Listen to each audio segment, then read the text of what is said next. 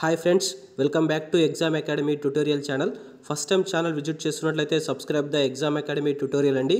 Daily current affairs follow అవ్వడం కోసం exam academy tutorial ఛానల్కు సంబంధించినటువంటి టెలిగ్రామ్ గ్రూప్లో జాయిన్ అవ్వండి. సో ఈ వీడియోలో మనం ప్రాథమిక హక్కులు అనేటువంటి టాపిక్ సంబంధించి క్వశ్చన్స్ మరియు వాటికి సంబంధించినటువంటి అనాలిసిస్ చేసేటువంటి ప్రయత్నం చేద్దామండి. సో నీ ఇండియన్ పాలిటిక్స్ సంబంధించి ఇప్పటికే చాలా క్లాసెస్ చేయడం జరిగింది. సో దానికి సంబంధించి మీరు క్లాసెస్ చూడాలనుకున్నట్లయితే ఛానల్ లోగో మీద క్లిక్ చేసి ఇండియన్ పాలిటిక్స్ సంబంధించినటువంటి ప్లేలిస్ట్ ఓపెన్ చేసినట్లయితే మీరు అక్కడ నుంచి వీడియోస్ చూడవచ్చునండి. So coming to the first question, సరైన వాటిని గుర్తించండి అంటున్నాడు. స్టేట్మెంట్ 1 వచ్చేసి ప్రాథమిక హక్కులు రాజ్యాంగంలో 3వ భాగంలో నిబంధన 12 నుంచి 35 మధ్య ఉన్నాయి అన్నాడు. సెకండ్ స్టేట్మెంట్లో ప్రాథమిక హక్కుల్ని అమెరికా రాజ్యాంగం నుంచి స్వీకరించారు ఇచ్చాడు. థర్డ్ స్టేట్మెంట్లో రాజ్యాంగంలో ప్రస్తుతం 7 ప్రాథమిక హక్కులు కలవు అన్నాడు. ఏలో 1, 2 సరైనవి, బి వచ్చేసి 2, 3 సరైనవి, సి వచ్చేసి 1, 3 సరైనవి, డి వచ్చేసి 1, 2, 3 సరైనవి అని చెప్పేసి ఇచ్చాడు. సో దీనికి సంబంధించి మీరు వీడియోని పాజ్ చేసుకొని ఆన్సర్ చేసేటువంటి ప్రయత్నం చేయండి. నేను ఆన్సర్ ఎక్స్ప్లెనేషన్ చేస్తూ దానికి సంబంధించినటువంటి రిలేటెడ్ పాయింట్స్ కూడా ఎక్స్ప్లెయిన్ చేస్తానండి. So coming to the first statement, ప్రాథమిక హక్కులు రాజ్యాంగంలో 3వ భాగంలో నిబంధన 12 నుంచి 32 మధ్య ఉన్నాయని చెప్పేసి ఇచ్చాడు. మనకు ఫస్ట్ స్టేట్మెంట్ అనేటువంటిది కరెక్ట్ అవుతుందండి. సో ప్రాథమిక హక్కుల్ని మనం అమెరికా రాజ్యాంగం నుంచి స్వీకరించారని చెప్పేసి ఇచ్చాడు. మనకు సెకండ్ స్టేట్మెంట్ కూడా కరెక్ట్ అవుతుంది. సో మనకు అమెరికా రాజ్యాంగంలో ఉన్నటువంటి 4వ భాగం, సో అమెరికా రాజ్యాంగాన్ని రచించినటువంటి వ్యక్తి వచ్చేసి మనకు జేమ్స్ మ్యాడిసన్. సో అతని పేరు గుర్తుంచుకోండి. సో అతను రాసినటువంటి యొక్క రాజ్యాంగంలో 4వ భాగంలో బిల్ ఆఫ్ రైట్స్ అనేటువంటి భాగం నుంచి ఒక ప్రాథమిక హక్కుల్ని స్వీకరించడం జరిగింది. సో ఈ అంశాన్ని గుర్తుంచుకోండి. రాజ్యాంగంలో ప్రస్తుతం 7 ప్రాథమిక హక్కులు కలవు అని చెప్పేసి ఇచ్చాడు. మనకి స్టేట్మెంట్ రాంగ్ అవుతుందండి. ప్రారంభంలో మనకు ప్రాథమిక హక్కులు 7 ఉండేది. కాకపోతే 1978 44వ రాజ్యాంగ సవరణ ద్వారా 1978 44వ రాజ్యాంగ సవరణ ద్వారా మనకు ఆస్తి హక్కును ప్రాథమిక హక్కుల జాబితా నుంచి తొలగించడం జరిగింది. సో అక్కడి నుంచి తొలగించినటువంటి ప్రాథమిక హక్కు నుంచి తొలగించినటువంటి ఆస్తి హక్కును మనకు 300A లో మనకు చట్టబద్ధ హక్కుగా ఉంచడం జరిగిందండి. సో ఇది గుర్తుంచుకోండి. సో మనకు ప్రస్తుతం ప్రాథమిక హక్కులు ఎన్ని ఉన్నాయంటే 6గా చూసుకోండి. సో ఇవన్నీ కూడా గుర్తుంచుకోండి అండి. సో దీని ప్రకారం మనం చూసుకున్నట్లయితే స్టేట్మెంట్ 1, 2 మాత్రమే సరైనది కాబట్టి ఆప్షన్ ఏ అనేటువంటి దీనికి సంబంధించి కరెక్ట్ ఆన్సర్ అవుతుందండి. సో మనకు ప్రాథమిక హక్కులు ఒకసారి చూసుకున్నట్లయితే మనకు ఆర్టికల్ 14 నుంచి 18 వరకు సమానత్వపు హక్కు ఉంటుంది. ఆర్టికల్ 19 నుంచి 22 వరకు మనకు స్వాతంత్రపు హక్కు ఉంటుంది. ఆర్టికల్ 23, 24 వచ్చేసి మనకు పీడనాన్ని నిరోధించేటువంటి హక్కు. ఆర్టికల్ 25 నుంచి 28 వరకు మత స్వాతంత్రపు హక్కు ఉంటుంది. ఆర్టికల్ 29 నుంచి 30 వరకు విద్యా సాంస్కృతిక పరిహారపు హక్కు ఉంటుంది. మనకు ఆర్టికల్ 31 వచ్చేసి మనకు ఆస్తి హక్కు. సో ఇది మనం తొలగించడం జరిగింది. ఆర్టికల్ 32 వచ్చేసి మనకు రాజ్యాంగ పరిహారపు హక్కు. సో ఇవన్నీ కూడా గుర్తుంచుకోండి. సో ఎక్కడి నుంచి ఎక్కడి వరకు ఏ హక్కులు ఉంటాయనేది కూడా చూసుకోండి. సమానత్వపు హక్కు వచ్చేసి 14 నుంచి 18, స్వాతంత్రపు హక్కు వచ్చేసి 19 నుంచి 22, పీడనాన్ని నిరోధించేటువంటి హక్కు వచ్చేసి 23 నుంచి 24, మత స్వాతంత్రపు హక్కు వచ్చేసి 25 నుంచి 28, విద్యా సాంస్కృతిక పరిహారపు హక్కు వచ్చేసి మనకు 29, 30, ఆస్తి హక్కు వచ్చేసి 31. సో మనకి 44వ రాజ్యాంగ సవరణ ద్వారా తొలగించడం జరిగింది. తర్వాత 32వ ఆర్టికల్లో మనకు రాజ్యాంగ పరిహార హక్కు అనేటువంటిది ఉంటుంది. సో ఇవన్నీ కూడా గుర్తుంచుకునేటువంటి ప్రయత్నం చేయండి. మనకు ప్రాథమిక హక్కుల కమిటీ చైర్మన్ వచ్చేసి మనకు సర్దార్ వల్లభాయ్ పటేల్ ఉన్నారు. ప్రాథమిక హక్కుల యొక్క ఉప కమిటీ చైర్మన్ వచ్చేసి జేబీ కృపాలాని. సో ఇవన్నీ అంశాలను గుర్తుంచుకునేటువంటి ప్రయత్నం చేయండి. Coming to the next question, సరైన వాటిని గుర్తించండి అంటున్నాడు. క్రీస్తు శకము 1215 సంవత్సరంలో ఇంగ్లాండ్ రాజు జాన్ ఎడ్వర్డ్ I మ్యాగ్నా కార్టాను హక్కుల పత్రాన్ని జారీ చేశాడు అన్నాడు. సెకండ్ స్టేట్మెంట్లో 1949 డిసెంబర్ 10న యుఎన్ఓ మానవ హక్కుల ప్రకటన చేసిందని ఇచ్చాడు. థర్డ్ స్టేట్మెంట్లో 1928 నెహ్రూ రిపోర్ట్లో హక్కుల తీర్మానాన్ని రూపొందించారని ఇచ్చాడు. ఏలో 1, 2 సరైనవి, బి వచ్చేసి 2, 3 సరైనవి, సి 1, 3 సరైనవి, డి వచ్చేసి 1, 2, 3 సరైనవి అని చెప్పేసి ఇచ్చాడండి. సో దీనికి సంబంధించి మనం చూసినట్లయితే మనకు దీనికి సంబంధించిన బేసిక్ చూసుకున్నట్లయితే క్రీస్తు శకము 1215 సంవత్సరంలో ఇంగ్లాండ్ రాజు జాన్ ఎడ్వర్డ్ I మ్యాగ్నా కార్టాను హక్కుల పత్రాన్ని జారీ చేశాడు అని చెప్పేసి ఇచ్చాడు. మనకు ఫస్ట్ స్టేట్మెంట్ కరెక్ట్ అవుతుందండి. ఇది మనకు హక్కులకు సంబంధించినటువంటి చరిత్ర చూసేటువంటి సమయంలో సో దీనికి సంబంధించి ఫస్ట్ స్టేట్మెంట్ కరెక్ట్ అవుతుంది.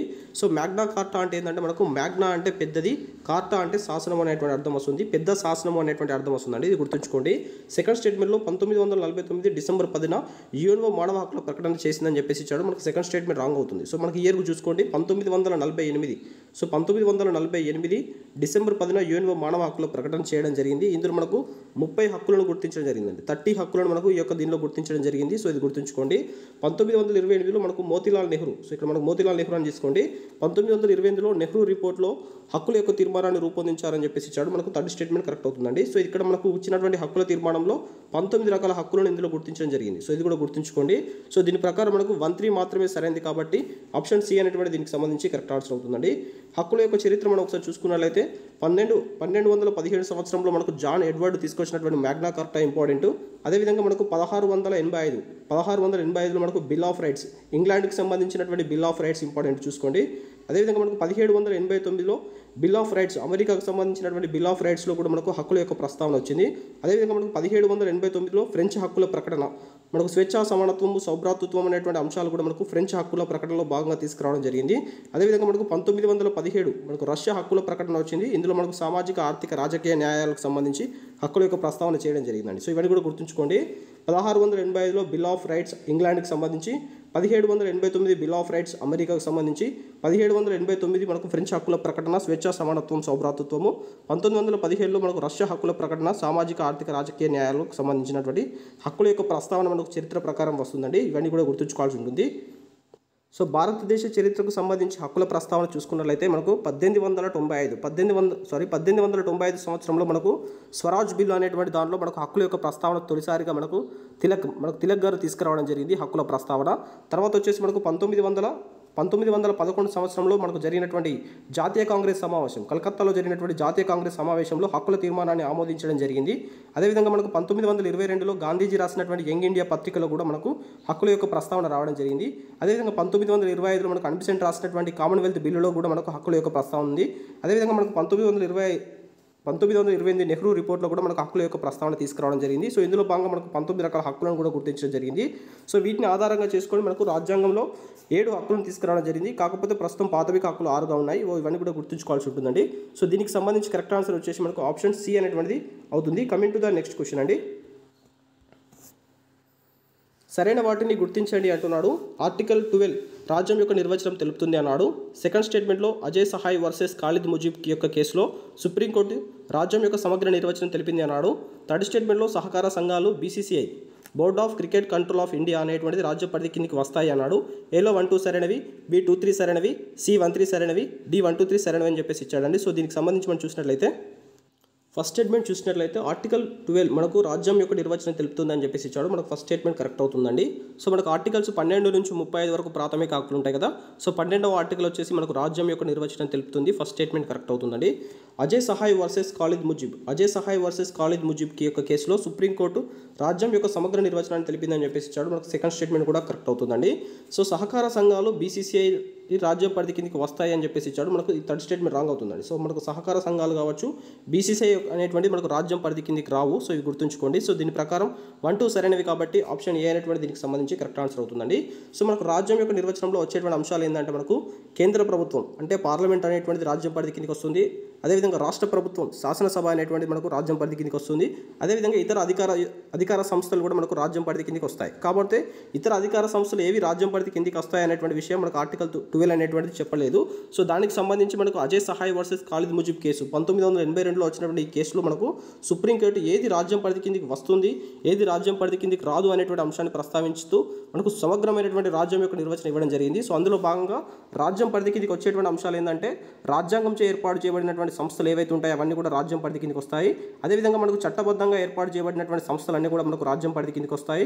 అదేవిధంగా పన్నులు ఏదైతే విధిస్తాయో పన్నులు విధించేటువంటి సంస్థలన్నీ కూడా రాజ్యం పరిధి కిందికి వస్తాయి. ఆజ్ఞలు ఆదేశాలు జారీ చేసేటువంటి సంస్థలు మనకు రాజ్యం పరిధి కిందికి వస్తాయి. ప్రభుత్వ వ్యయంతో నడిచేటువంటి సంస్థలు మనకు రాజ్యం పరిధి కిందికి వస్తాయి. అదేవిధంగా ప్రభుత్వం యొక్క వ్యయము మెజారిటీగా ఉన్నటువంటి సంస్థలు కూడా రాజ్యం పరిధి కిందికి వస్తాయని చెప్పేసి మనకు అజయ్ సహాయ్ వర్సెస్ ఖాలిద్ ముజీబ్ కేసులో చెప్పడం జరిగింది. మనకు రాజ్యం పరిధికి రానిటువంటి అంశాలు ఏంటంటే మనకు 1860 కోఆపరేటివ్ సంస్థల ద్వారా ఏర్పాటు చేసినటువంటి సంస్థలు ఏవైతే ఉంటాయో, అదేవిధంగా ట్రస్టీలు కావచ్చు, అదేవిధంగా మనకు ఆజ్ఞలు ఆదేశాలు జారీ చేయలేటువంటి సంస్థలు కావచ్చు, అదేవిధంగా సొంత నిధులతో నడిచేటువంటి సంస్థలు కావచ్చు, ఇవన్నీ కూడా మనకు రాజ్యం పరిధి కిందికి రావు అని చెప్పేసి అజయ్ సహాయ్ వర్సెస్ ఖాలిద్ ముజీబ్ కేసులో సుప్రీంకోర్టు సమగ్రమైనటువంటి నిర్వచనం తెలపడం జరిగింది. సో ఇవన్నీ అంశాలు గుర్తుంచుకోవాల్సి ఉంటుందండి. రాజ్యం పరిధి కిందికి వచ్చేటువంటి అంశాలు ఏంది, రాజ్యం పరిధి కిందికి రాని అంశాలు ఏందని చెప్పేసి మనం గుర్తుంచుకోవాల్సి ఉంటుంది. దీని మీద చాలా సుప్రీంకోర్టులో కేసులు రావడం జరిగింది. సో దానికి సంబంధించి నేను నెక్స్ట్ క్వశ్చన్లో ఎక్స్ప్లెయిన్ చేసేటువంటి ప్రయత్నం చేస్తానండి. సో దీనికి సంబంధించి కరెక్ట్ ఆన్సర్ వచ్చేసి మనకు ఆప్షన్ ఏ అవుతుంది. Coming to the next question. Supreme court ఈ క్రింది ఏ కేసులో రాజ్యం పరిధిలోనికి రాని అంశాన్ని ప్రస్తావించింది అన్నాడు. 1 వచ్చేసి RS నాయక్ వర్సెస్ అబ్దుల్ రెహమాన్ అతులే అన్నాడు. 2 వచ్చేసి Sheela Farse versus Maharashtra children education society ఇచ్చాడు. 3 వచ్చేసి కోనసీమ సహకార bank versus union of India అన్నాడు. 4 వచ్చేసి Raman Dayal Shakti versus international airport authority అన్నాడు. సో దీనికి సంబంధించి మనం చూసినట్లయితే సో ఇక్కడ మనకు రాజ్యం పరిధిలోనికి రాని అంశాలను సుప్రీంకోర్టు ఈ క్రింది ఏ కేసులో ప్రస్తావించింది అన్నాడు. మనకు ఆర్ఎస్ నాయక్ వర్సెస్ అబ్దుల్ రెహమాన్ అతులే కేసులో మనకు న్యాయస్థానాలు ఏవైతే ఉంటాయో అది కూడా మనకు రాజ్యం యొక్క పరిధి కిందికి వస్తుందని చెప్పేసి 1988లో వచ్చినటువంటి సుప్రీంకోర్టు కేసులో ప్రస్తావించడం జరిగింది. ఎప్పుడైతే న్యాయస్థానాలు పరిపాలనపరమైనటువంటి విధులు నిర్వహిస్తాయో అలాంటి సమయంలో న్యాయస్థానాలు కూడా మనకు రాజ్యం పరిధి కిందికి వస్తాయి అని చెప్పేసి మనకు 1988లో ఆర్ఎస్ నాయక్ వర్సెస్ అబ్దుల్ రెహమాన్ అతులే కేసులో ప్రస్తావించడం జరిగిందండి. So Sheela Barse versus Maharashtra children education సొసైటీకి సంబంధించి చూసుకున్నట్లయితే మనకు ప్రభుత్వ ఆర్థిక సహాయంతో నడిచేటువంటి ఏదైతే సొసైటీస్ ఉంటాయో అవి కూడా మనకు ఈ యొక్క రాజ్యం పరిధి కిందికి వస్తాయని చెప్పేసి మనకు మహారాష్ట్ర చిల్డ్రన్ ఎడ్యుకేషన్ సొసైటీ కేసులో ప్రస్తావించడం జరిగింది. కాబట్టి సెకండ్ కేసు కూడా మనకు రాజ్యం పరిధి కిందికి వచ్చేటువంటి అంశాన్ని ప్రస్తావించడం జరిగింది. సో మనకు కోనసీమ సహకార bank versus union of India. So ఈ కేసులో ఏంటంటే మనకు ఇంతకుముందు నేను ప్రీవియస్ క్వశ్చన్లో భాగంగా చెప్పాను, సహకార సంఘాలు రాజ్యం పరిధి కిందికి రావు అనేటువంటి అంశాన్ని మనకు కోనసీమ సహకార bank versus union of India కేసులో ప్రస్తావించడం జరిగింది కదా. సో ఇది మనకు రాజ్యం పరిధికి రాని అంశంగా కింద చూసుకోవాల్సి ఉంటుంది. కాబట్టి ఆప్షన్ 3 అనేటువంటి మనకు కావాల్సినటువంటి కరెక్ట్ ఆన్సర్ అవుతుందండి. సో ఇందులో మనకు రాజ్యం పరిధికి రాని అంశాన్ని మనకు సుప్రీంకోర్టు ప్రస్తావించింది. Raman Dayal Shakti versus international airport authority. So ఇందులో కూడా మనకు ఇంటర్నేషనల్ ఎయిర్పోర్ట్ అథారిటీస్ కూడా రాజ్యం పరిధి కిందికి వస్తాయి అనేటువంటి అంశాన్ని కూడా ప్రస్తావించడం జరిగింది. కాబట్టి సో రాజ్యం పరిధి కిందికి రాని అంశం వచ్చేసి కోనసీమ సహకార బ్యాంకు. కావాల్సినటువంటి ఆన్సర్ వచ్చేసి 3 మనకు 3 అవుతుందండి. సో ఇది గుర్తుంచుకోండి. అదేవిధంగా మనకు మిగతా కేసెస్ కూడా చూసుకోండి. ఎల్ఐసి ఆఫ్ ఇండియా వర్సెస్ మనుభాయ్ దిన్హా కావచ్చు. అదేవిధంగా మనకు Sukhdev Singh versus union of India. ఈ యొక్క 2 కేసులలో కూడా మనకు ఎల్ఐసీస్ వచ్చేసి మనకు రాజ్యం పరిధి కిందికి వస్తాయి అనేటువంటి అంశాన్ని ప్రస్తావించడం జరిగింది. అదేవిధంగా మనకు Umesh Chandra versus union of India. So ఈ కేసులో మనకు యూనివర్సిటీస్ కావచ్చు, ONGC oil natural gas corporation ఏదైతే ఉందో సో ఇది కూడా మనకు రాజ్యం పరిధి కిందికి వస్తాయి అనే విషయాన్ని మనకు Umesh Chandra versus union of India కేసులో ప్రస్తావించడం జరిగింది. సో ఇక్కడ మనకు ఒక 5-6 కేసులు డిస్కస్ చేశామండి.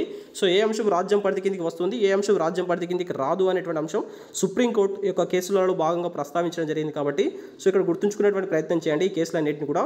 Coming to the next question, సరైన వాటిని గుర్తించండి అంటున్నాడు. ఆర్టికల్ 13 ప్రకారం రాజ్యాంగ పూర్వ చట్టాలు కానీ రాజ్యాంగ అనంతర చట్టాలు కానీ ప్రాథమిక హక్కులకు విరుద్ధంగా ఉంటే చెల్లవు అన్నాడు. సెకండ్ స్టేట్మెంట్లో ప్రాథమిక హక్కులకు విరుద్ధంగా ఉన్న ఐపీసీ సెక్షన్ 303ని తొలగించాలని సుప్రీంకోర్టు తీర్పులో పేర్కొంది అన్నాడు.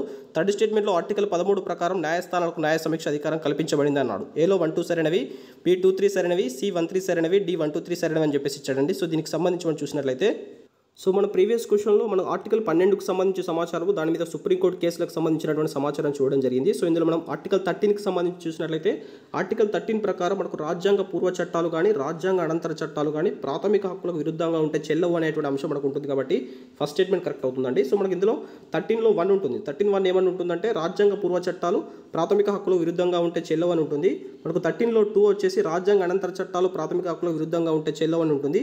మనకు ఆర్టికల్ 13(3)లో మనకు చట్టం యొక్క నిర్వచనం ఉంటుంది. సో ఇవన్నీ కూడా గుర్తుంచుకోండి. ప్రాథమిక హక్కులకు విరుద్ధంగా ఉన్నటువంటి ఐపీసీ సెక్షన్ 303ని తొలగించాలని సుప్రీంకోర్టు తీర్పులో పేర్కొందని చెప్పేసి ఇచ్చాడు. మనకు సెకండ్ స్టేట్మెంట్ కరెక్ట్ అవుతుందండి.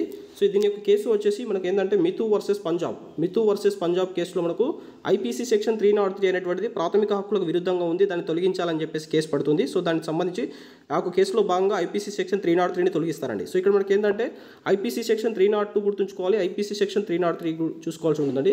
ఐపీసీ సెక్షన్ 302 ప్రకారం ఏంటంటే హత్య చేసినటువంటి వ్యక్తి హత్య చేసినట్లు రుజువు అయితే ఒక వ్యక్తికి ఉరిశిక్ష కానీ యావగ్గార శిక్ష కానీ పడుతుందండి. కాకపోతే ఐపీసీ సెక్షన్ 303 ఏంటంటే జైలులో ఉన్నటువంటి వ్యక్తి హత్య చేసినట్లు రుజువు అయితే ఖచ్చితంగా ఉరిశిక్ష మాత్రమే పడుతుందని చెప్పేసి ఉంటుంది. సో ఇక్కడ ఏంటంటే ఒకే రకమైనటువంటి శిక్షకి ఒకే రకమైనటువంటి నేరం చేస్తే 2 రకాల శిక్షలు ఉన్నాయి. జైల్లో ఉన్నప్పుడు హత్య చేస్తే ఉరిశిక్ష పడుతుంది, బయట ఉన్నటువంటి వ్యక్తి మనకు హత్య చేసినట్లు రుజువు అయితే ఉరిశిక్ష కానీ యావగ్గార శిక్ష కానీ పడుతుంది. కాబట్టి ఇట్లా ఒకే వ్యక్తికి దీనికి సంబంధించి ప్రాథమిక హక్కులకు విరుద్ధంగా ఉందని చెప్పేసి దీన్ని మనకు ఐపీసీ సెక్షన్ 303ని ఈ యొక్క మితూ వర్సెస్ పంజాబ్ కేసులో తొలగించడం జరిగింది. చాలా ఇంపార్టెంట్ కేసు అండి, గుర్తుంచుకోండి. సో మనకు ఆర్టికల్ 13 ప్రకారం న్యాయస్థానాలకు న్యాయ సమీక్ష అధికారం కల్పించబడిందని చెప్పేసి ఇచ్చాడు. మనకి ఈ స్టేట్మెంట్ కరెక్ట్ అవుతుందండి. సో న్యాయస్థానాలకు జ్యుడిషియల్ రివ్యూ చేసేటువంటి అధికారం మనకు ఆర్టికల్ 13 ప్రకారం కల్పించబడుతుంది. సో కాకపోతే జ్యుడిషియల్ రివ్యూ అంటూ మనకు ఈ యొక్క ఆర్టికల్ 13లో ఎలాంటి అంశం మనకు మెన్షన్ చేయబడి ఉండదు. కానీ సో ఇలా ప్రాథమిక హక్కులకు విరుద్ధంగా ఉన్నటువంటి చట్టాలు చెల్లవు అని చెప్పేసి మనకు ఈ యొక్క ఆర్టికల్ 13 ప్రకారం మనకు సుప్రీంకోర్టు కేసుల్లో భాగంగా ప్రస్తావిస్తుంది. కాబట్టి ఇవన్నీ కూడా గుర్తుంచుకోండి. ఇచ్చిన దాని ప్రకారం చూసుకున్నట్లయితే 3 స్టేట్మెంట్ కూడా కరెక్ట్. కాబట్టి ఆప్షన్ డి అనేటువంటి దీనికి సంబంధించి కరెక్ట్ ఆన్సర్ అవుతుందండి. సో ఆర్టికల్ 13 ప్రకారం మనం గుర్తుంచుకోవాల్సినటువంటి కేసు వచ్చేసి Mithu versus state of Punjab case. చాలా ఇంపార్టెంట్. సో ఇది గుర్తుంచుకోండి. Coming to the next question, సరైన వాటిని గుర్తించండి అంటున్నాడు. వేరుసేత సిద్ధాంతం డాక్ట్రిన్ ఆఫ్ సెపరబిలిటీని జనరల్ మోటార్స్ వర్సెస్ ఆంధ్రప్రదేశ్ ప్రభుత్వం కేసులో సుప్రీంకోర్టు ఉపయోగించిందన్నాడు. సెకండ్ స్టేట్మెంట్లో గ్రహణ సిద్ధాంతం డాక్ట్రిన్ ఆఫ్ ఎక్లిప్స్ని అంబికా మిల్స్ వర్సెస్ గుజరాత్ ప్రభుత్వం కేసులో సుప్రీంకోర్టు ఉపయోగించిందన్నాడు. వదులుకునే సిద్ధాంతం డాక్ట్రిన్ ఆఫ్ ఫేవర్ని దీప్చంద్ వర్సెస్ ఉత్తరప్రదేశ్ గవర్నమెంట్కి సంబంధించిన కేసులో సుప్రీంకోర్టు ఉపయోగించిందని ఇచ్చాడు. ఏలో 1-2 సరైనవి, B-2-3 సరైనవి, C-1-3 సరైనవి, D-1-3 సరైనవి అని చెప్పేసి ఇచ్చాడండి. సో దీనికి సంబంధించి మనం చూసినట్లయితే సో ఈ క్వశ్చన్ కూడా మనకు ఆర్టికల్ 13కి సంబంధించినటువంటి క్వశ్చన్ కింద చూసుకోండి. వేరుసేత సిద్ధాంతం డాక్ట్రిన్ ఆఫ్ ఎక్లిప్స్. సో దీని యొక్క డెఫినేషన్ ఏంటంటే మనకు ప్రభుత్వం రూపొందించినటువంటి చట్టాలలో ఏదైనా ఒక భాగం కానీ, నియమం కానీ, నిబంధన కానీ ప్రాథమిక హక్కులకు విరుద్ధంగా ఉన్నప్పుడు ఆ అంశాన్ని మాత్రమే వేరు చేసి అవి రాజ్యాంగ విరుద్ధమో అవి చెల్లవు అని చెప్పి న్యాయస్థానాలు తీర్పు ఇవ్వడాన్నే వేరుసేత సిద్ధాంతం అని అంటారండి. సో ఇది గుర్తుంచుకోండి. ప్రభుత్వం రూపొందించిన ఏదైనా చట్టం కావచ్చు, నియమం కావచ్చు, నిబంధన కావచ్చు, ప్రాథమిక హక్కుల విరుద్ధంగా ఉందనుకోండి, ఆ అంశాన్ని మాత్రమే వేరు చేసి అవి రాజ్యాంగ విరుద్ధము కావున అవి చెల్లవు అని చెప్పేసి న్యాయస్థానాలు తీర్పు ఇవ్వడాన్ని మనం వేరుసేత సిద్ధాంతం డాక్ట్రిన్ ఆఫ్ సెపరబిలిటీ అంటారండి. సో ఇది గుర్తుంచుకోండి. సో ఇది మొట్టమొదటిసారిగా మనకు జనరల్ మోటార్స్ వర్సెస్ ఆంధ్రప్రదేశ్ ప్రభుత్వం కేసులో సుప్రీంకోర్టు ఉపయోగించడం జరిగింది. సో దీనికి సంబంధించి ఫస్ట్ స్టేట్మెంట్ కరెక్ట్ అవుతుందండి. సో దానితో పాటుగా మనకు కిహోటో వర్సెస్ జార్జీలు కేసులో మనకు పార్టీ ఫిరాయింపు చట్టం వస్తుంది కదా, 1985 52వ రాజ్యాంగ సవరణ ద్వారా వచ్చినటువంటి పార్టీ ఫిరాయింపు నిరోధక చట్టంలో 7వ పేరా, సో అందులో ఉన్నటువంటి 7వ పేరా అనేటువంటిది మనకు ప్రాథమిక హక్కులకు విరుద్ధంగా ఉంది, అది కూడా చెల్లదు అని చెప్తుంది. సో దాని ప్రకారం ఏంటంటే ఆ యొక్క పేరా మాత్రమే చెల్లదు అని చెప్పేసి మనకు ఆ యొక్క కేసులో తీర్పు ఇవ్వడం జరుగుతుందండి. సో దీనికి సంబంధించి గుర్తుంచుకోండి, కిహోటో వర్సెస్ జార్జీలు కేసులో పార్టీ ఫిరాయింపులో ఉన్నటువంటి 7వ పేరా చెల్లదు అని చెప్పేసి సుప్రీంకోర్టు తన యొక్క కేసులో భాగంగా చెప్పడం జరుగుతుందండి. సో ఇది గుర్తుంచుకోండి. నెక్స్ట్ వచ్చేసి గ్రహణ సిద్ధాంతం డాక్ట్రిన్ ఆఫ్ ఎక్లిప్స్ని అంబికా మిల్స్ వర్సెస్ గుజరాత్ ప్రభుత్వం కేసులో సుప్రీంకోర్టు ఉపయోగించిందని చెప్పేసి ఇచ్చాడు. మనకు సెకండ్ స్టేట్మెంట్ కూడా కరెక్ట్ అవుతుందండి. సో దీనికి సంబంధించి మనం డెఫినేషన్ చూసుకున్నట్లయితే గ్రహణ సిద్ధాంతం అంటే ఏంటంటే రాజ్యాంగం అమల్లోకి రాకముందు ఉన్నటువంటి చట్టాలు ఏవైతే ఉంటాయో అవి వాస్తవంగా మనకు అమల్లోకి రాకుండా మరుగుడ పడిపోయినప్పటికీ ఆ తర్వాత కాలంలో వెలుగులోకి తీసుకొని వచ్చి వర్తింపజేయడమే గ్రహణ సిద్ధాంతం అంటారు. సో దీన్ని మనకు సంబంధించి చూసుకున్నట్లయితే మొట్టమొదటిసారిగా మనం Bikaji Narayan versus state of Madhya Pradesh కేసులో తొలిసారిగా ఉపయోగించడం జరిగింది. సో దానికి సంబంధించి గ్రహణ సిద్ధాంతాన్ని అదేవిధంగా మనకు శ్రీ అంబికా మిల్స్ వర్సెస్ గుజరాత్ కేసులో కూడా ఉపయోగించడం జరిగింది. సో దీనికి సంబంధించి సెకండ్ స్టేట్మెంట్ అనేటువంటి కరెక్ట్ అవుతుందండి. సో ఇక్కడ మరొకసారి డెఫినేషన్ చూడండి, రాజ్యాంగం అమల్లోకి రాకముందు ఉన్నటువంటి చట్టాలు ఏవైతే ఉంటాయో వాస్తవంగా అవి అమల్లోకి రాకుండా మరుగున పడిపోయినప్పటికీ కూడా తర్వాత కాలంలో దాని యొక్క ప్రాధాన్యతను అనుసరించి వెలుగులోకి తీసుకొని వచ్చి వర్తింపజేయడమే గ్రహణ సిద్ధాంతం అంటారు. తొలిసారిగా మనకు Bikaji Narayan versus state of Madhya Pradesh కేసులో ప్రస్తావించినప్పటికీ సో మనకు దీనికి సంబంధించి అంబికా మిల్స్ వర్సెస్ గుజరాత్ కేసులో ఏమని ప్రస్తావిస్తుందంటే రాజ్యాంగ పూర్వ చట్టాలకే కాదు రాజ్యాంగ అనంతర చట్టాలకి కూడా గ్రహణ సిద్ధాంతాన్ని వర్తింపజేస్తామని చెప్పేసి ఈ యొక్క కేసులో ఇవ్వడం జరిగింది. చాలా ఇంపార్టెంట్ కేసు గుర్తుంచుకోండి. శ్రీ అంబికా మిల్స్ వర్సెస్ గుజరాత్ కేసులో భాగంగా గ్రహణ సిద్ధాంతం అనేది కేవలం రాజ్యాంగ పూర్వ చట్టాలకే కాదు రాజ్యాంగ అనంతర చట్టాలు కూడా వర్తింపజేస్తామని చెప్పేసి చెప్పడం జరిగింది. సో దీనికి సంబంధించి మనకు సెకండ్ స్టేట్మెంట్ కరెక్ట్ అవుతుందండి. Coming to the third statement, వదులుకునే సిద్ధాంతం డాక్ట్రిన్ ఆఫ్ ఫేవర్. సో ఇది ఏంటంటే ఏ పౌరుడైనా తన ప్రాథమిక హక్కులను వదులుకోవచ్చా అనేటువంటి దాని మీద ఈ యొక్క సిద్ధాంతం ఉంటుంది. సో వదులుకోవడానికి వీలు ఉండదు అనేసి మనకి దీనికి సంబంధించి తెలుపుతుంది కాబట్టి సో ఈ యొక్క దీప్చంద్ వర్సెస్ ఉత్తరప్రదేశ్ కేసులో సుప్రీంకోర్టు ఉపయోగించిందని చెప్పేసి ఇచ్చాడు. మనకి ఈ స్టేట్మెంట్ రాంగ్ అవుతుందండి. సో దీన్ని మనకు మొదటిసారిగా ఎక్కడ ఉపయోగించాలని చూసుకున్నట్లయితే Basaveshwarnath versus commissioner of income tax 1959లో సుప్రీంకోర్టు తొలిసారిగా ఈ యొక్క వదులుకునే సిద్ధాంతాన్ని ప్రతిపాదించడం జరిగింది. సో ఓవరాల్గా మనకు థర్డ్ స్టేట్మెంట్ రాంగ్ అవుతుందండి. దీని ప్రకారం 1-2 మాత్రమే సరైనది కాబట్టి ఆప్షన్ ఏ అనేటువంటి దీనికి సంబంధించి కరెక్ట్ ఆన్సర్ అవుతుందండి. సో వదులుకునే సిద్ధాంతం ఏంటంటే ఒక పౌరుడు ప్రాథమిక హక్కులు వదులుకోవచ్చా అనేటువంటి దాని మీద సుప్రీంకోర్టు ప్రస్తావించినప్పుడు సో దానికి సంబంధించి మొదటిసారిగా మనకు బసవేశ్వరనాథ్ వర్సెస్ కమిషనర్ ఆఫ్ ఇన్కమ్ ట్యాక్స్కి సంబంధించినటువంటి కేసులో ప్రస్తావించింది. తర్వాత మనకు బెహ్రాం వర్సెస్ స్టేట్ ఆఫ్ బాంబే కేసులో కూడా మనకు ఈ యొక్క వదులుకునే సిద్ధాంతం మీద సుప్రీంకోర్టు ప్రస్తావించడం జరిగిందండి. సో ఇవన్నీ కూడా గుర్తుంచుకునేటువంటి ప్రయత్నం చేయండి. సో ఇక దీప్చంద్ వర్సెస్ ఉత్తరప్రదేశ్ కేసు దేనికి సంబంధించిందంటే ఇది మనకు గ్రహణ సిద్ధాంతానికి సంబంధించినటువంటి కేసుగా చూసుకోండి. సో ఇందులో భాగంగా కూడా మనకు గ్రహణ సిద్ధాంతానికి సంబంధించి Deepchand versus union of India కేసులో ప్రస్తావిస్తుంది. ఇది మనకు గ్రహణ సిద్ధాంతంలో ఉన్నటువంటి కేసులో భాగంగా చూసుకోండి. సో దీనికి సంబంధించి కరెక్ట్ ఆన్సర్ వచ్చేసి మనకు ఆప్షన్ ఏ అవుతుందండి. Coming to the next question, సరైన వాటిని గుర్తించండి అంటున్నాడు. ఆర్టికల్ 14 ప్రకారం చట్టం ముందు అందరూ సమానులే అన్నాడు.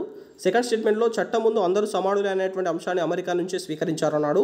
ఇటీవల సుప్రీంకోర్టు మనకు ట్రిపుల్ తలాక్ అని చెప్పేసి తీసుకోండి. ట్రిపుల్ తలాక్ కేసులో 2017లో ఆర్టికల్ 14ను ప్రస్తావించిందన్నాడు. ఏలో 1-2 సరైనవి, B-2-3 సరైనవి, C-1-3 సరైనవి, D-1-3 సరైనవి అని చెప్పేసి ఇచ్చాడండి. సో దీనికి సంబంధించి చూసినట్లయితే స్టేట్మెంట్ 1 చూసుకున్నట్లయితే ఆర్టికల్ 14 ప్రకారం చట్టం ముందు అందరూ సమానులే అని చెప్పేసి ఇచ్చాడు. మనకు ఫస్ట్ స్టేట్మెంట్ కరెక్ట్ అవుతుంది. కాకపోతే ఇక్కడ మినహాయింపులు ఎవరికి ఉంటాయంటే మనకు రాష్ట్రపతికి ఉంటాయండి, గవర్నర్కి ఉంటాయి ఆర్టికల్ 361 ప్రకారం. అదేవిధంగా మనకు విదేశీ రాయబారులకు కావచ్చు, అంబాసిడర్లకు, హై కమిషనర్లకు కూడా మనకు ఈ యొక్క చట్టం ముందు అందరూ సమానులే అనేటువంటి అంశం నుంచి మినహాయింపు ఉంటుంది. సో ఇది గుర్తుంచుకోండి.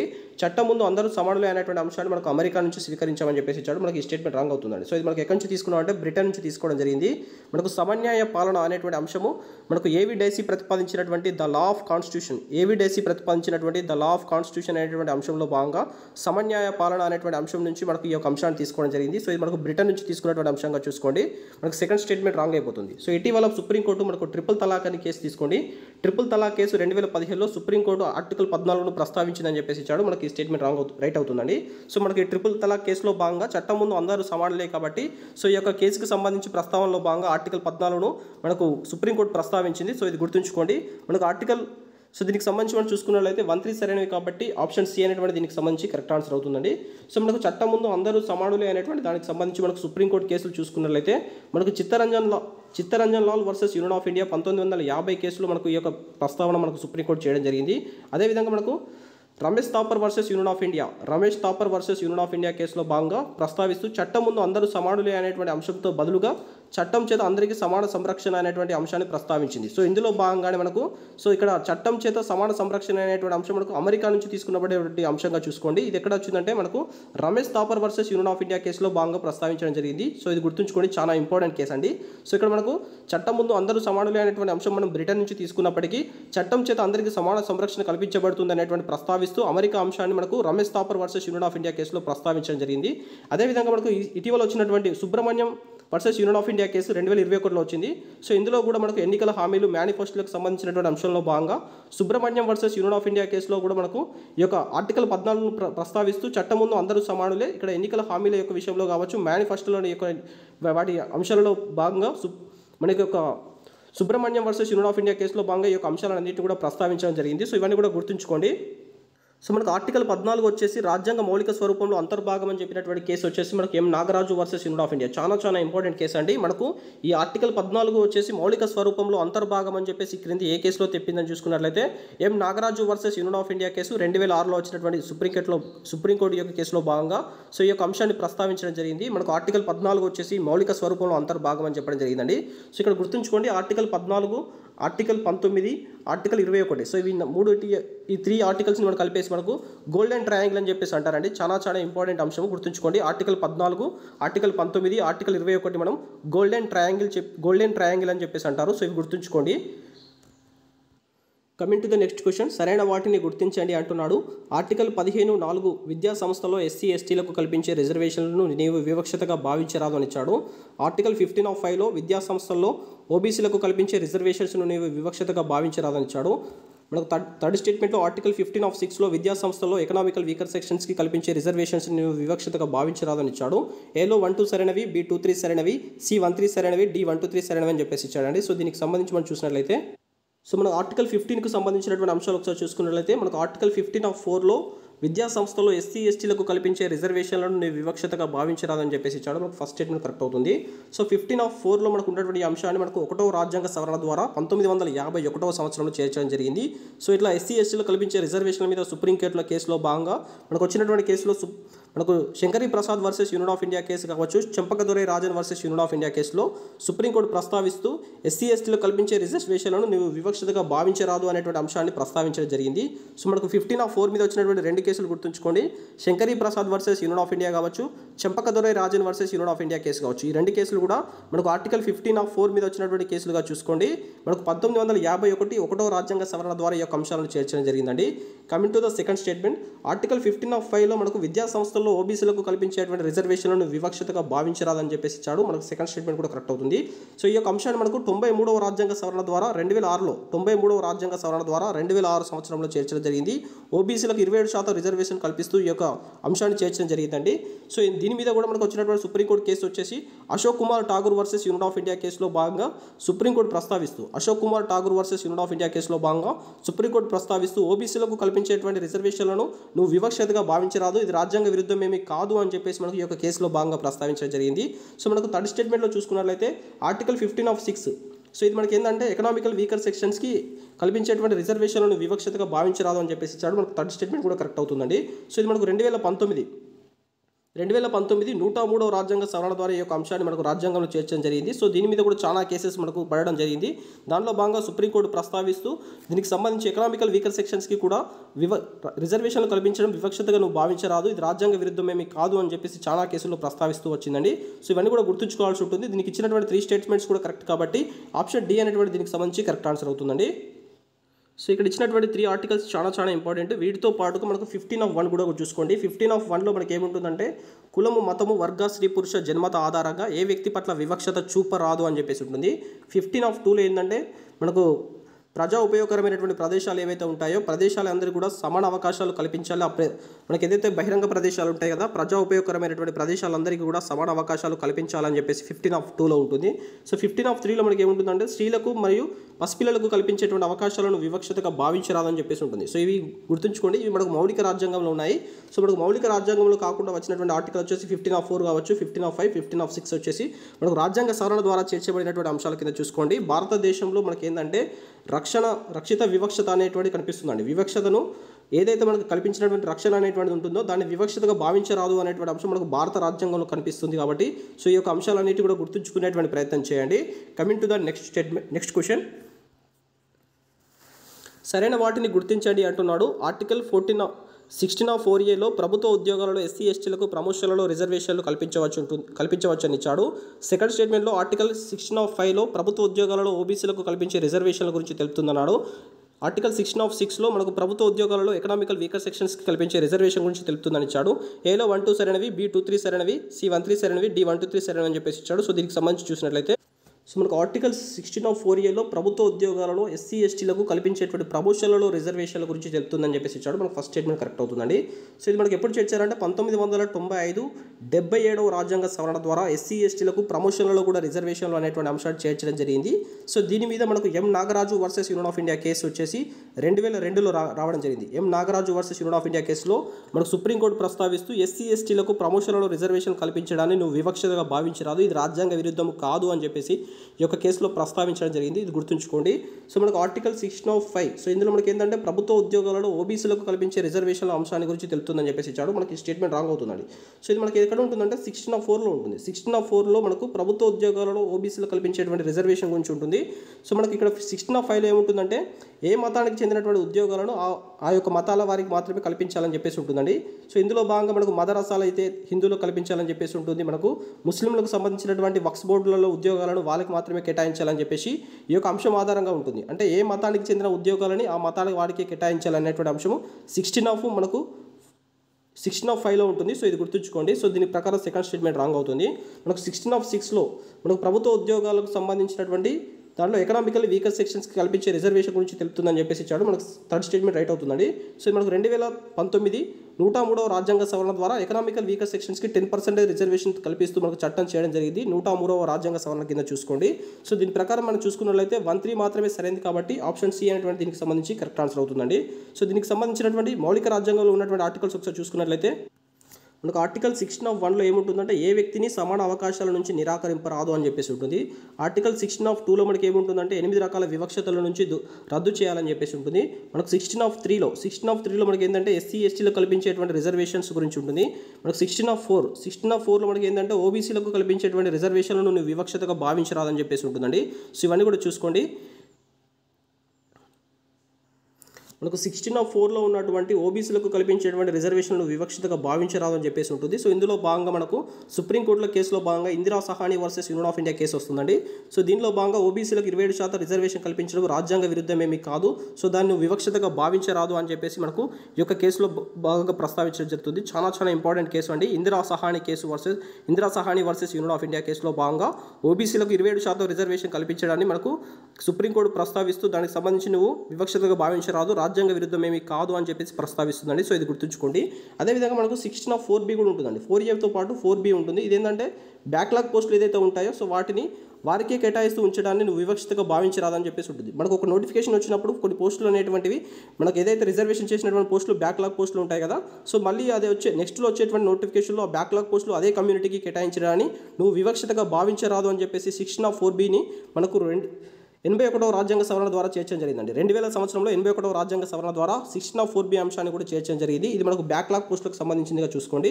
సో దీనికి సంబంధించి కరెక్ట్ ఆన్సర్ వచ్చేసి మనకు సి ఆప్షన్ అవుతుందండి. Coming to the next question. సరైన వాటిని గుర్తించండి అంటున్నాడు. ఆర్టికల్ 17 ప్రకారం అంటరానితనం నిషేధం అన్నాడు. సెకండ్ స్టేట్మెంట్లో అంటరానితన నిషేధ చట్టం 1955లో వచ్చిందన్నాడు. థర్డ్ స్టేట్మెంట్లో పౌర హక్కుల చట్టం 1978లో వచ్చిందని చెప్పేసి ఇచ్చాడు. సో ఫోర్త్ స్టేట్మెంట్ వచ్చేసి SC/ST అట్రాసిటీ చట్టం 1989లో వచ్చిందని తీసుకోండి. ఏలో 1, 2, 3 సరైనవి, B 2, 3, 4 సరైనవి, C 1, 2, 4 సరైనవి, D 1, 2, 3, 4 సరైనవి అని చెప్పేసి ఇచ్చాడండి. సో ఇది మనకు ఆర్టికల్ 17కు సంబంధించినటువంటి అంశంగా చూద్దామండి. సో దీనికి సంబంధించి మనం చూసినట్లయితే సో మనకు ఆర్టికల్ 17 ప్రకారం అంటరానితనం నిషేధం అని చెప్పేసి ఇచ్చాడు. ఫస్ట్ స్టేట్మెంట్ అనేటువంటిది కరెక్ట్ అవుతుంది. సో అంటరాని నిషేధ చట్టం 1955లో వచ్చిందని చెప్పేసి ఇచ్చాడు. మనకు సెకండ్ స్టేట్మెంట్ కరెక్ట్ అవుతుందండి. సో మనకి ఇదేంటంటే దీని మీద వచ్చినటువంటి కేసు కూడా గుర్తుంచుకోండి. బక్మండారి వర్సెస్ బనామరి దాస్ కేసు అండి. ఇది ఒక మనకు కటింగ్ షాప్కు సంబంధించినటువంటి కేసు.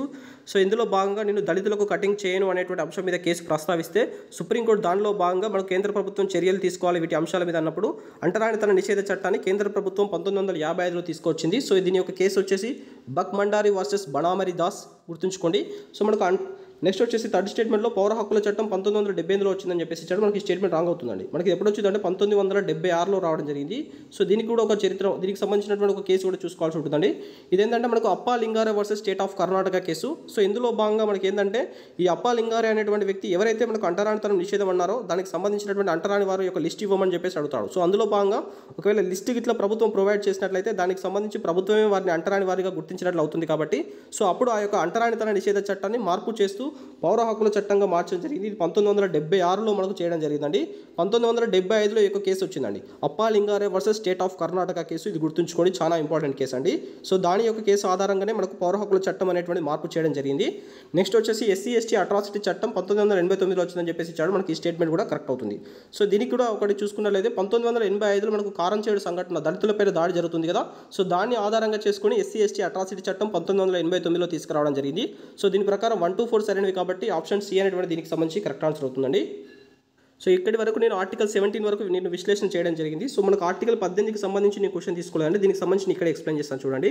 సో ఆర్టికల్ 18లో మనకి ఏంటంటే బిరుదులు కీర్తి చిహ్నంలో నిషేధం అని చెప్పేసి ఉంటుంది. కాకపోతే మనకు డాక్టరేట్ కానీ పరమవీర చక్ర, శౌర్య చక్ర, మహావీర చక్ర అటువంటి వాటికి మినహాయింపు అనేటువంటిది ఉంటుంది. కాకపోతే మనకు రాజ్ బహదూర్ కావచ్చు, అదేవిధంగా దేశ్ముఖ్, దేశపాండేలు వంటి బిరుదులు ఏవైతే ఉంటాయో వాటన్నిటి కూడా నిషేధిస్తూ మనకు ఆర్టికల్ 18లో ఈ అంశాన్ని చేర్చడం జరిగింది. సో దీనికి సంబంధించినటువంటి ఇంపార్టెంట్ కేసు వచ్చేసి Balaji Raghavan versus union of India case. మనకు 1995లో వస్తుందండి. Balaji Raghavan versus union of India case 1995లో సుప్రీంకోర్టు ప్రస్తావిస్తూ ఈ యొక్క పద్మ పురస్కారాలు అనేటివి బిరుదులుగా కాదు, సో వీటిని వ్యక్తి యొక్క పేర్ల ముందు కానీ తర్వాత కానీ వినియోగించరాదు అని చెప్పేసి మనకు Balaji Raghavan versus union of India కేసులో ప్రస్తావిస్తుంది. అంటే ఏదైతే ఈ పద్మ పురస్కారాలు ఉంటాయి కదా వీటిని మనం బిరుదులుగా స్వీకరిస్తూ మనకు పేరు ముందు కానీ పేరు తర్వాత కానీ వినియోగించరాదు అని చెప్పేసి మనకు Balaji Raghavan versus union of India కేసులో ప్రస్తావిస్తుంది.